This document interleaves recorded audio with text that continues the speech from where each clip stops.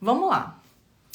A primeira pergunta é a seguinte: Daphne, eu não entendo como as custas vão acelerar as minhas ações.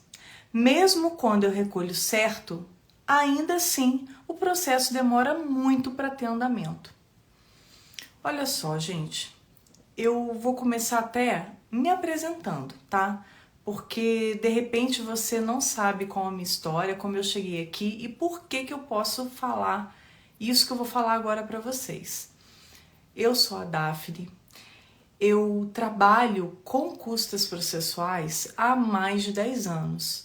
Eu sou servidora do Tribunal de Justiça aqui do estado do Rio de Janeiro e há 10 anos eu trabalho numa vara civil e um dos meus principais trabalhos, uma das minhas principais atribuições é exatamente fazer a correção desses recolhimentos. Eu faço a conferência para ver se o advogado fez aquele recolhimento de forma correta. E se não fez, eu faço aquelas intimações para que as custas sejam complementadas, tá? Ou seja, eu trabalho na parte do processamento. Mas eu já trabalhei em vários outros lugares dentro do cartório. Eu já trabalhei na digitação, eu já trabalhei com o juiz no gabinete, tá? Fazendo a assessoria. Eu já trabalhei também como chefe de serventia, como substituta do chefe de serventia. E, diante de todo esse panorama, de todos esses anos de experiência, eu posso afirmar para vocês com 100% de certeza que todas as vezes que existe um equívoco no recolhimento das custas, isso gera um atraso, em média, de 3 meses para o seu processo, tá? Em média. Por quê? Isso depende muito da serventia em que o seu processo esteja tramitando. E hoje, gente, a realidade é a seguinte: o Tribunal de Justiça vive uma situação de escassez de servidores, tá? Isso tá em praticamente todas as varas. A gente vê aí um grande problema que, infelizmente, o estado do Rio de Janeiro passa por uma situação em que não é possível, tá, a convocação de novos servidores, tá? Por uma questão fiscal, de recuperação fiscal, então é por lei, ele não pode contratar no momento.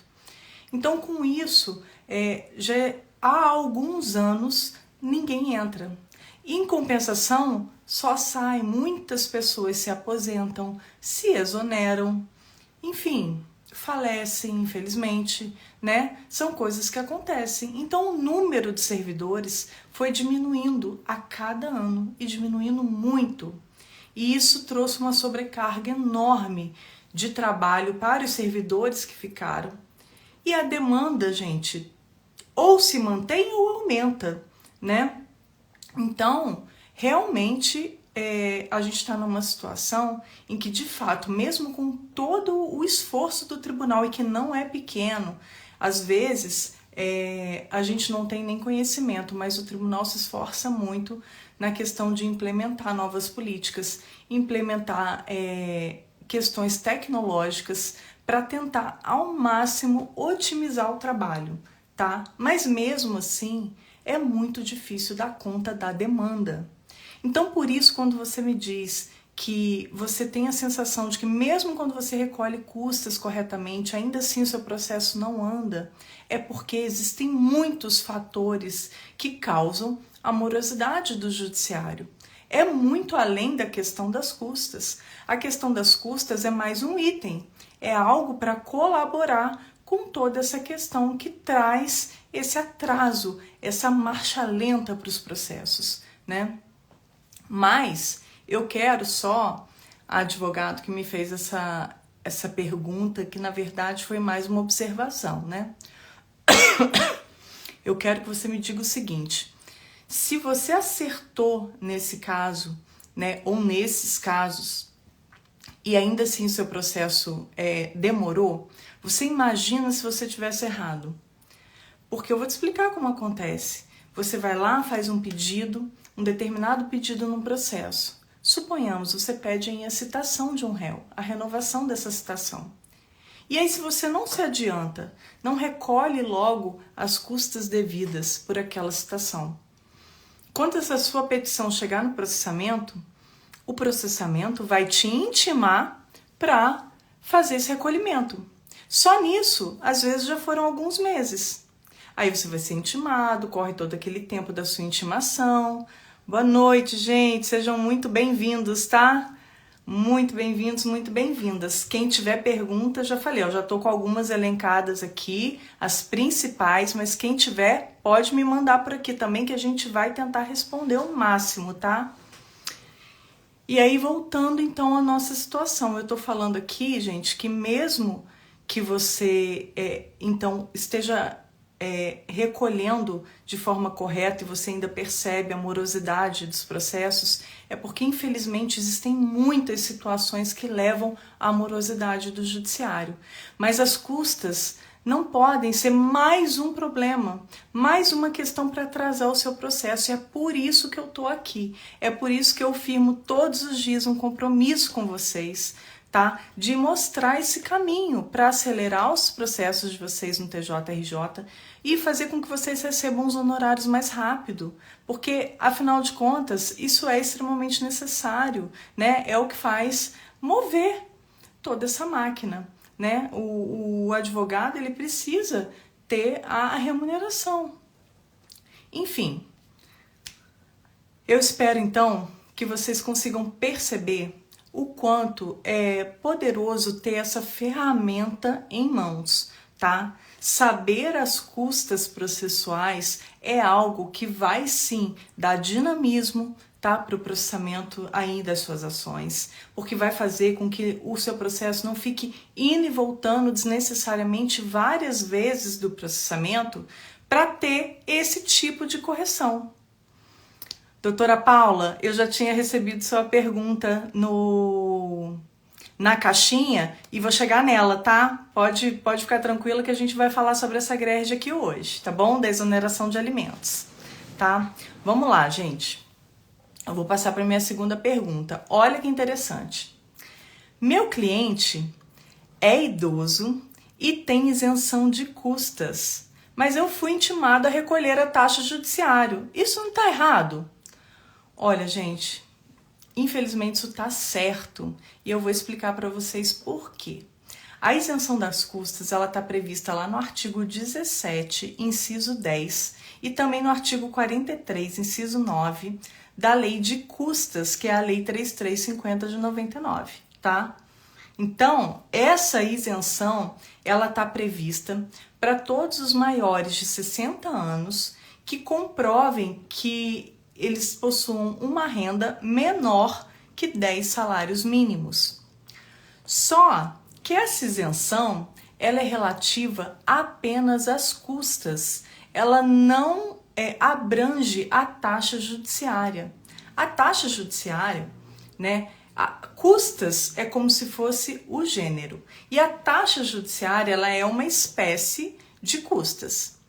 Só que a taxa judiciária, ela é prevista numa lei específica, que é exatamente o Código Tributário Estadual, que é o Decreto-Lei número 05 de 75. E essa isenção para os idosos não está prevista lá no Código Tributário Estadual. Por isso que essa isenção não se estende à taxa judiciária. Então, se você tiver em uma ação para distribuir, tá? Que o seu cliente tenha mais de 60 anos, se enquadre nessa condição de receber menos que 10 salários mínimos, você já pode saber que você vai ter a isenção de todas as outras custas, mas a taxa judiciária vai ter que ser recolhida, a menos que o seu cliente tenha como comprovar a hipossuficiência, né? E aí o juiz defira a gratuidade de justiça, tá bom? Mas se não for o caso, se não tiver como comprovar a hipossuficiência desse seu cliente, então você vai sim ter que recolher a taxa judiciária. E uma questão muito importante, existem sim algumas câmaras que entendem que essa isenção pode ser estendida também a taxa judiciária. Mas não são todos os juízes, nem todos os desembargadores que pensam assim. Então é importante, doutores e doutoras, que vocês verifiquem se vai valer a pena, de repente, você atrasar em alguns meses, às vezes até em alguns anos, se você tiver que levar essa questão para um agravo de instrumento, enfim, para isso ser decidido, né, num agravo. Então, considerar tudo isso aí para ver se vale a pena você pedir essa extensão ou não, tá? Lógico, vai depender muito do caso, vai depender do valor dessa taxa judiciária, pode ser que essa taxa seja muito alta, aí vai valer a pena, né? Mas aí é no caso concreto. Vocês é que vão conseguir analisar e verificar o que é que vai valer a pena, tá? Então, eu vou seguir para a nossa próxima pergunta, que é exatamente a pergunta da doutora Paula. Vamos lá! Como é que é feito o cálculo da GRERG, da exoneração de alimentos? E a primeira coisa que eu quero dizer é a seguinte: eu não tenho experiência nenhuma de vara de família. Sou zerada mesmo, tá, gente? Nunca trabalhei em vara de família. Eu sou formada em direito, né? Nunca atuei como advogada, porque eu fiz direito, eu já estava no tribunal.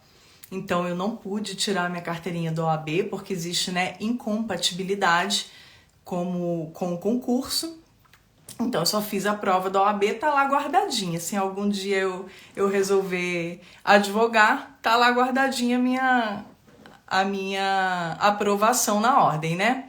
Mas, então eu não tenho experiência nenhuma de família. Mas o que eu quero provar para vocês é o seguinte, que com o método que eu desenvolvi, tá? Com o método Help Juris, é possível sim você localizar exatamente quais são os detalhes que você tem que observar em qualquer tipo de ação. Então, vocês vão ver agora ao vivo e a cores, eu fazendo uma GRERG pela primeira vez, uma que eu nunca vi, que eu nunca observei. Eu já só abri ela aqui para a gente poder ver juntos, tá? Vamos lá. Eu abri o modelinho de GRERG da Corregedoria. Tá lá disponível, gente, em modelos de GRERG, lá no site da Corregedoria. Então, vamos lá. O que esse modelo me diz? Eu encontrei aqui, com relação à exoneração de alimentos, eu encontrei esse modelo. Pedido de exoneração de alimentos feito dentro do processo que os fixou. Então, exemplo, esse pedido pode ser feito tanto nos autos de alimentos, pode ser no do divórcio, no de separação, no de dissolução de união estável ou de sociedade de fato, e ainda existem outras hipóteses, outras situações. Mas então, sempre que esse pedido estiver inserido numa outra ação, na ação que fixou esses alimentos, e agora está sendo requerida a exoneração. Então vamos lá ver o que a Corregedoria prevê de cobrança de custas nesse caso. A gente vai ter, para começar, as custas dos atos dos escrivães. E aqui vai ser um valor fixo, tá? Agora em 2023, R$ 245,56. Ele não me traz aqui na observação nenhum detalhe a ser considerado com relação ao número de litisconsortes, nada disso. Então eu já sei que o valor é o valor fixo, que eu não tenho que adicionar nada. Vamos lá. O que mais eu vou ter que observar aqui? Se vai ser necessária a citação da parte contrária, né? Então eu vou ter que recolher ou oficial de justiça ou postal, dependendo aí da situação. E aí, gente, é o seguinte, olha que interessante, eu acabei de aprender isso aqui lendo no modelo e vendo todos os detalhes. Que você recolhendo o valor do OJA, que é o valor normal, tá? Aquele valor que a gente sempre vê aqui, R$ 34,59. Isso é por ato, tá? Citação, se eu tiver citação e intimação, eu tenho que recolher 2 atos. Mas eu não tenho que recolher diversos nesse caso. Lembra da regra? Quem acompanha aqui já há mais tempo já conhece a regrinha do abraço, que os diversos e os mandados andam sempre abraçados. Mas isso não vale aqui para as ações de família, tá? E eu vou explicar para vocês por quê. Olha só. Quanto à contrafé, olha o que diz aqui o modelo. Quando a contrafé, não se observa a obrigatoriedade do recolhimento de despesas eletrônicas de impressão, bem como de digitalização em se tratando de diligências por oficial de justiça.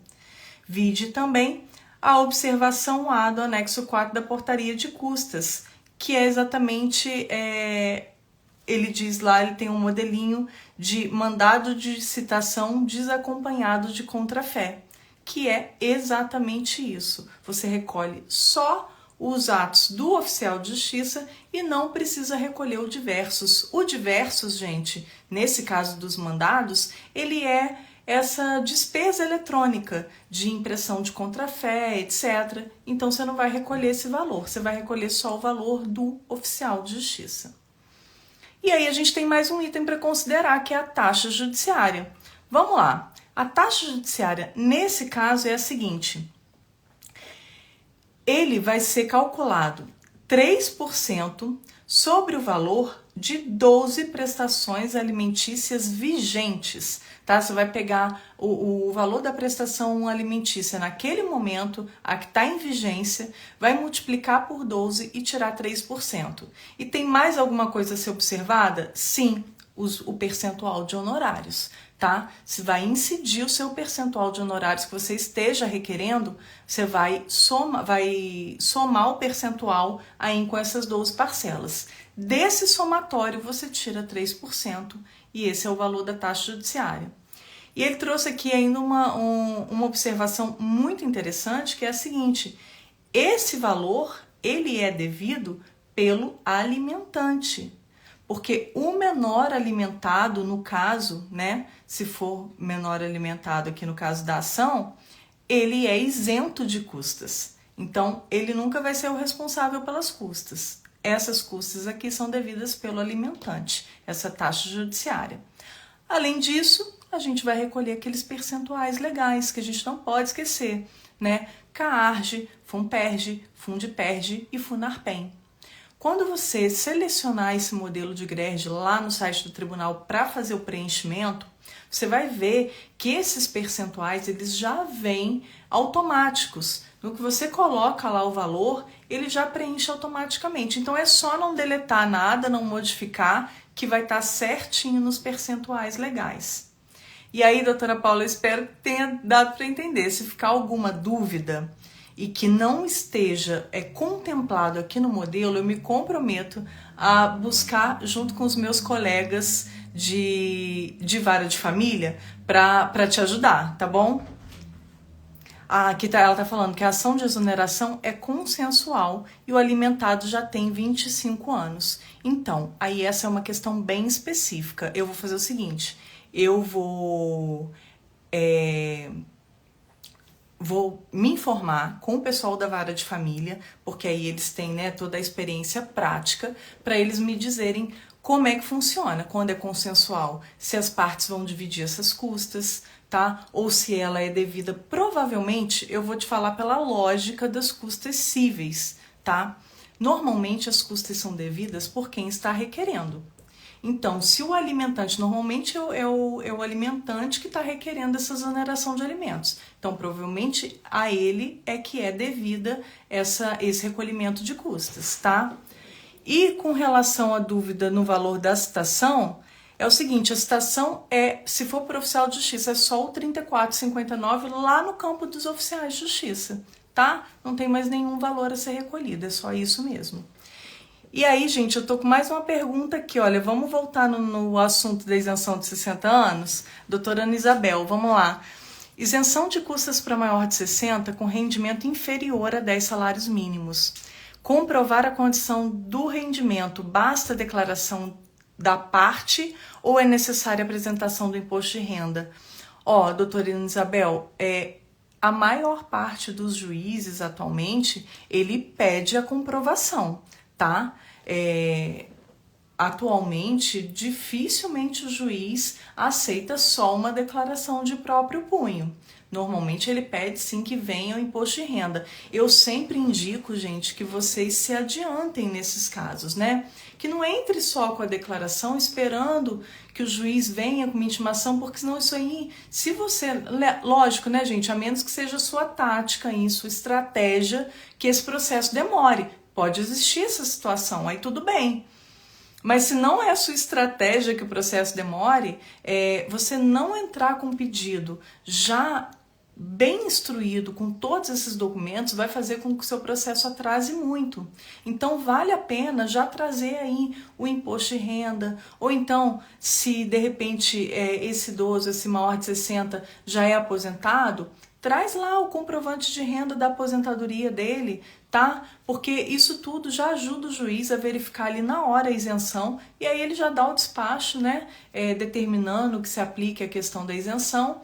E se for o caso, né, se ele recebe muito menos que 10 salários mínimos, pede a gratuidade de justiça, porque aí a gratuidade de justiça ela vai abarcar não só as custas, mas também a taxa judiciária. Ok? Se ficar alguma dúvida aí, me manda, tá? Vamos lá, gente, tem... Isso mesmo, doutora Sidnélia, é exatamente isso. Tem que olhar sempre no modelo da corregedoria, tá, gente?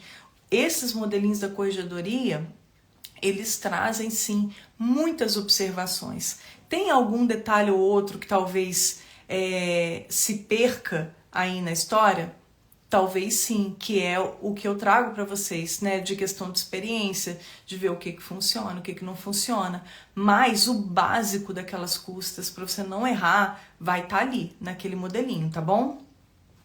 Então eu vou continuar, vou pegar aqui a nossa próxima pergunta, vamos lá. Olha só, olha essa que interessante. As minhas custas foram certificadas como a menor por conta de natureza jurídica. E eu sempre me enrolo com essa questão de naturezas. Você pode explicar, por favor? Gente, claro que eu posso explicar. E essa questão das naturezas jurídicas, ela é importante quando você vai fazer o cálculo dos atos dos escrivães, sempre que você estiver distribuindo uma ação de procedimento comum, tá? O que você vai observar? Existem 4 naturezas jurídicas possíveis para esses pedidos dentro de uma ação de procedimento comum, tá?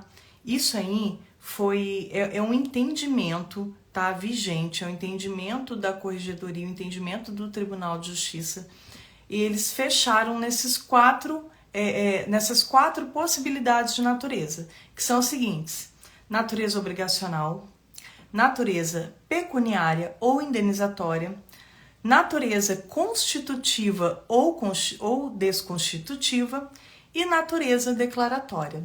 São essas 4 opções de natureza jurídica.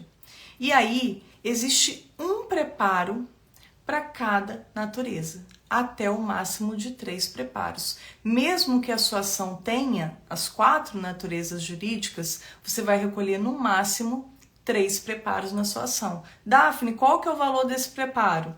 Agora em 2023, R$ 452,54. Esse é o valor por cada preparo. Vamos para um exemplo, que o exemplo sempre fica mais fácil da gente compreender. Vamos lá.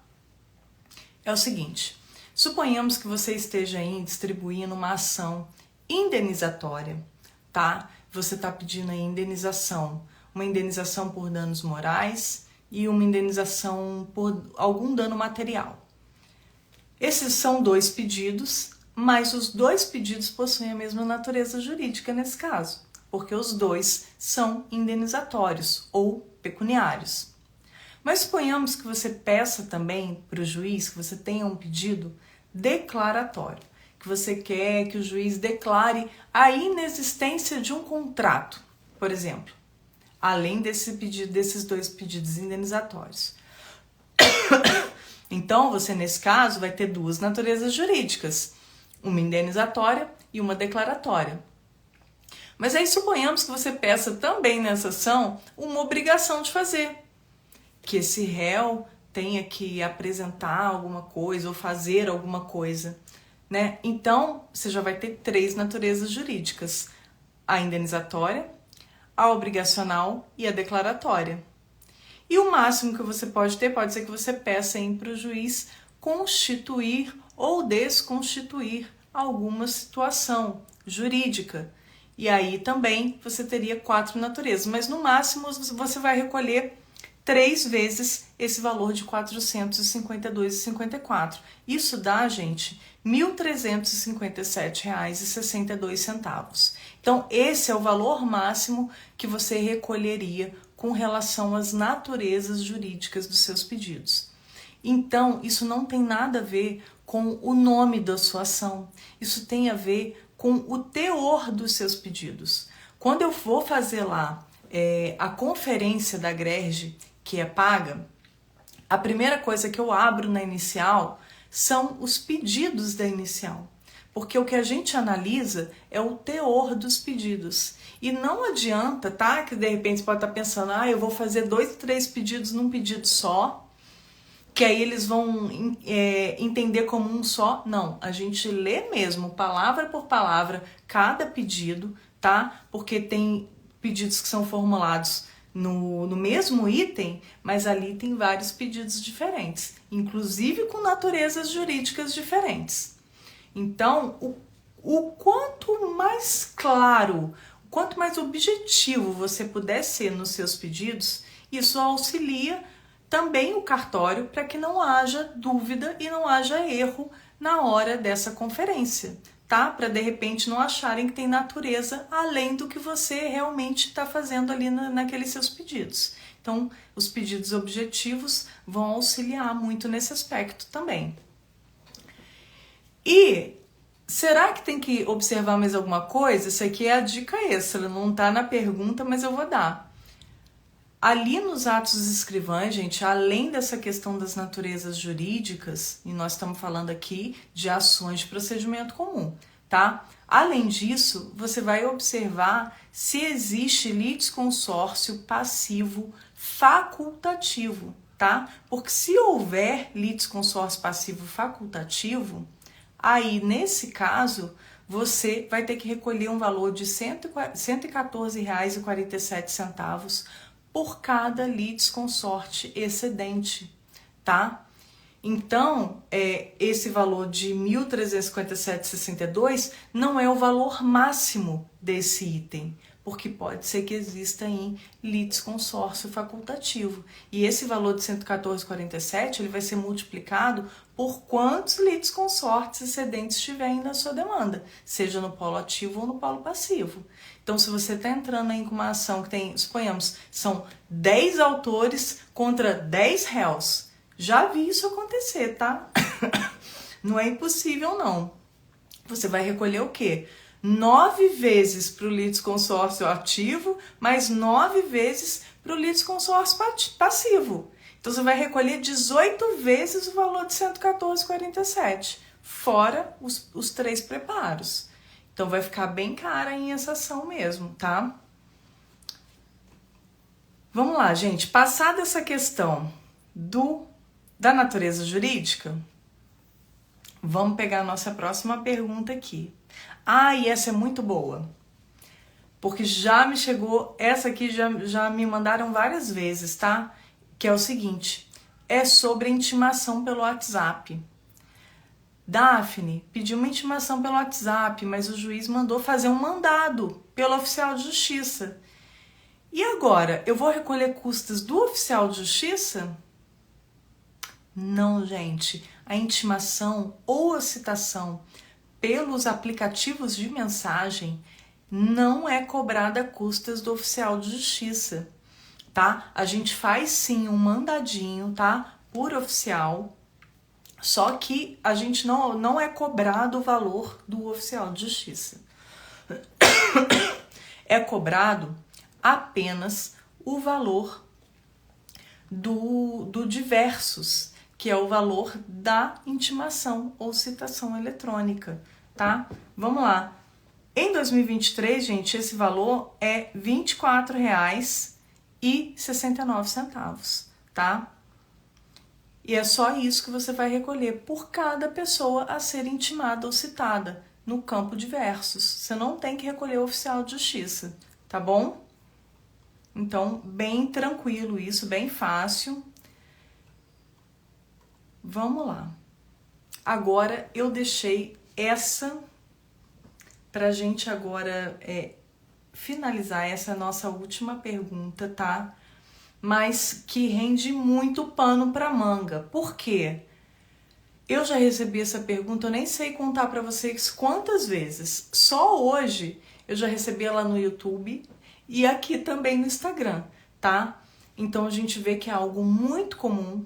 A gente recebe essa dúvida também em balcão virtual. Então, essa é para vocês anotarem, para vocês saírem daqui sempre sabendo sobre isso. E depois vou pegar aqui da doutora Sidnélia. Deixa eu até ver se tem a ver aqui, gente.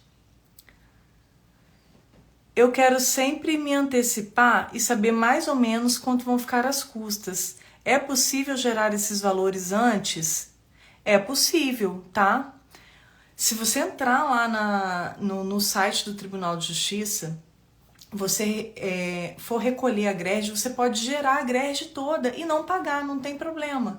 Porque aí você, gerando essa grade, é até bom que você vê exatamente quais são os valores dos percentuais legais, de tudo, tá? Você pode ir lá, fazer essa simulação, que você já vai saber mais ou menos ali tudo que você tem que recolher. Só que indo direto no site do Tribunal de Justiça, ele não vai dar ali todos os detalhes, tá? Então é muito importante que você veja antes os modelos da corregedoria. Pode ser que existam também outros detalhes a serem observados, mas o grosso, assim, as informações principais já vão estar até ali no modelo da grade, tá bom? Era isso que você queria saber, doutora Sidnélia? Me fala, se não for isso, me explica melhor aí que eu melhoro a minha resposta, tá? Vamos lá. Qual que é a pergunta então, gente, que eu recebo todo santo dia? Daphne, juiz indeferiu o JG para o meu cliente e eu vou desistir da ação. Eu tenho que pagar alguma coisa? Sim, gente. Olha só, é muito sério isso que eu vou falar para vocês. Isso é algo que precisa estar aí no rol das informações que você tem que passar para o seu cliente já no primeiro atendimento. Porque se você tem que deixar muito claro para o seu cliente, se de repente você analisa ali com ele, né, qual a situação financeira dele, e se você vê que pode ser que o juiz não defira essa gratuidade de justiça, ou se você acha que esse cliente está escondendo o jogo de você, não está falando exatamente quanto ele recebe, não está querendo trazer o imposto de renda e tudo mais. Eu sei que acontecem essas situações, até na última live que eu tive de quinta, né, que foi com a doutora Aline Alé, ela me falou sobre isso, que às vezes o cliente esconde o jogo. Ele tá ali, não quer falar muito bem quanto ele recebe e tal, porque ele quer forçar um pedido de gratuidade de justiça. Mas é muito importante que vocês tenham isso em mente, vocês consigam mostrar isso para ele, tá? Olha só, se o juiz indeferir a gratuidade de justiça, a gente vai ter que recolher essas custas. E não adianta pedir desistência. Não adianta pedir desistência nem antes da citação do réu. Ainda assim, o responsável não se exime, não se exonera da responsabilidade de recolher essas custas. Isso é muito grave. É muito importante, doutores e doutoras, que vocês saibam onde localizar essas custas para poder fazer um cálculo, nem que seja por alto, para o seu cliente, tá? Mas é mais importante que seja por alto, que seja bastante específico, tá? Por quê? Quer ver uma situação que aconteceu há pouquíssimo tempo? O advogado distribuiu a ação, tá? Era uma ação que envolvia questão contratual. E aí, ele já recolheu de cara, no começo, R$9.000, tá? Aí foi feita ali a conferência das custas e, pasmem, ainda faltava mais R$8.000, porque ele não soube fazer o cálculo da taxa judiciária, porque quando a questão é contratual, o cálculo é diferente. Gente, sejam muito bem-vindos todos que estão chegando, tá? E eu tô aqui na última e mais importante pergunta de todas, que é: a JG foi indeferida. Se eu desistir da ação, eu não tenho que pagar essas custas? Não, você vai ter que pagar essas custas sim. Não importa se você está desistindo da ação, tá? É isso que eu tô te mostrando aqui agora. Então, vou voltar lá no meu caso. A parte já tinha recolhido R$9.000 e porque ele não sabia fazer o cálculo da taxa judiciária, ainda faltava mais R$8.000. E aí eu fico me imaginando, gente, eu me coloco no lugar do advogado. Eu fico imaginando, meu Deus, como é que eu falo agora para esse cliente, para essa pessoa, que ele tem que pagar mais R$8.000 no fim do ano, em 15 dias, sob pena de cancelamento da distribuição. Você pode aí estar trazendo uma ruína financeira para alguém, por falta de conhecimento, por falta de saber aplicar as regras, tá? Então, gente, custas processuais não são um mero detalhe. Custas processuais são extremamente importantes aí no seu processo, na sua ação, tá? Saber isso vai ser o grande diferencial para você conquistar a confiança do seu cliente, para você ter muito mais credibilidade. Esse cliente, pode ser que você contando isso para ele num primeiro atendimento, que ele decida não entrar com essa ação. Mas ele vai ter certeza que você é um ótimo profissional. E que além de ser um ótimo profissional, porque você conhece não só disso, mas do direito, né, de uma forma geral, você teve o cuidado, né, de pensar no patrimônio dele, de pensar na situação financeira dele, e não deixar ele em maus lençóis, em não ser, como eu digo, o portador das más notícias, tá? Porque imagina você chegar, de repente, olha só, falta mais R$8.000. Já teve inúmeras situações de eu certificar que faltava R$20.000, R$15.000. Então vocês imaginem, infelizmente, gente, as custas processuais do Rio são extremamente caras. São uma das mais caras do país. Então isso é sim muito importante que seja de conhecimento do advogado, tá? Para que ele possa passar isso com confiança, com transparência para o cliente, para ele não passar por essa situação. E você pode estar se perguntando, Daphne, você está tirando de onde isso que as custas são devidas mesmo que eu desista? Vamos lá. O artigo 20, tá, da Lei 3350 de 99, ele diz exatamente isso, tá? Eu vou até abrir ele aqui para vocês, que eu vou ler ele com vocês agora. Vamos lá. Eu não tô com ele aberto. Vou abrir ele para a gente ler juntos. E mais, além de estar previsto lá no artigo 20, né, da Lei de Custas, que é essa Lei 3350 de 99, existe um enunciado do Fundo Especial, do FET, né, que é o fundo aqui do Tribunal de Justiça, que é o seguinte, esse enunciado, ele simplesmente menciona o artigo 20, tá?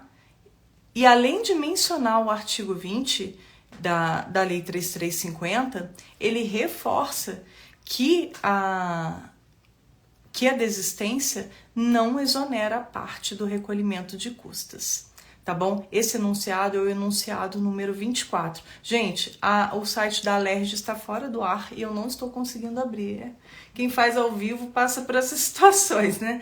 Mas depois, se vocês tiverem essa curiosidade, pega lá a Lei de Custas, lê esse artigo 20, que ele fala exatamente isso que eu tô falando para vocês. É da questão da desistência, seja da ação e inclusive do recurso também, tá? Se você entra com recurso, desiste do recurso, você não tem direito nem a ser exonerado do pagamento, você vai ter que pagar as custas mesmo assim. E se você já tiver pago, você não tem direito à restituição do valor, tá bom? Mas eu quero dar uma dica para vocês aqui. porque é possível sim, nesse caso, se de repente o seu cliente foi intimado, tá? Teve essa JG indeferida, foi intimado e não tem condições de pagar essas custas completas, é possível, se essa distribuição for cancelada, mas olha o detalhe, esse cancelamento ele tem que acontecer por decisão, tá? Não pode ser por sentença. Se ele for por decisão, você não precisa recolher a taxa judiciária. Você vai recolher só as demais custas e não vai recolher a taxa judiciária. Então, de repente, vale a pena você peticionar nesse sentido, tá? Ao invés de você peticionar pedindo a desistência da ação, você vai peticionar requerendo que a distribuição seja cancelada pela falta de custas por meio de decisão. Menciona, inclusive, isso, que é para que a parte seja exonerada do pagamento da taxa judiciária. E por que isso? Eu vou explicar para vocês, tem uma lógica. A taxa judiciária, ela é o recolhimento que é feito pelo serviço, pela prestação jurisdicional do juiz. Então, em tese, como é que funciona? Se você não teve uma sentença terminativa, é como se não tivesse acontecido essa prestação jurisdicional. Agora, se você tiver uma sentença, mesmo que seja de desistência, aí não é entendido mais dessa forma. É como se o processo tivesse encerrado aquele ciclo ali, tá? E aí teve prestação jurisdicional, aí as custas são devidas de forma completa. Então, pega essa dica para você, pelo menos, não ter que pagar a taxa judiciária nesse caso. Tá bom, gente? Então, por favor, olhem para as custas de outra forma. 2024 está chegando, tá? O recesso está aí. A gente tem aí agora mais 3 dias de trabalho, né? O foco agora é só nas questões mesmo de urgência e liberação de pagamentos, porque é o mais importante, né? A gente conseguir liberar todos os pagamentos possíveis que tem para as partes e para os advogados. Mas eu tô dando essa dica que eu acho que é maravilhosa, tá? E que é para você já economizar. Se você tiver com alguma ação para ser distribuída, que você já tá com ela no esquema, já tá com ela feitinha e tal, só que não tem urgência e você tá esperando para entrar só em 2024, não faz isso não. Entra já agora, entra nesses últimos dias. Sabe por quê? Se você entrar agora, já recolhendo as custas, tá? Isso é importante. Recolhendo as custas. Você recolhe, informa, vincula essa grade, não esquece, todos esses detalhes são importantes. Você vai pagar as custas de 2023. Já se você deixar para fazer esse recolhimento só em 2024, aí já vai se aplicar a tabela de 2024.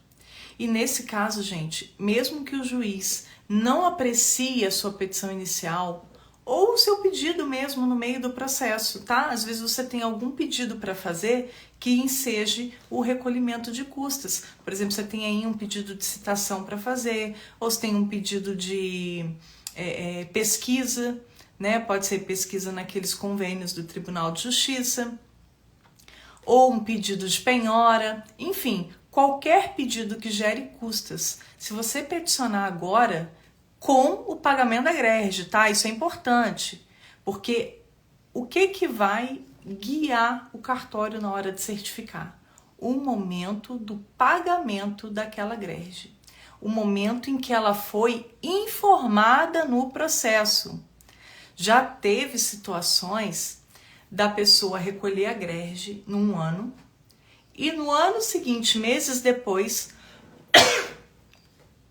é que ela peticionou informando o pagamento daquelas custas.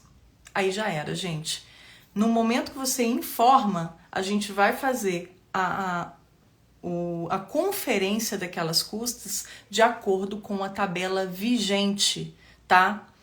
Então, se você peticionar agora com o recolhimento das custas, essas custas pagas, informadas e vinculadas, não vai ter nenhum problema e e você vai garantir de estar pagando aí as custas de 2023. Vai estar economizando, porque eu já expliquei isso para vocês aqui em outras situações.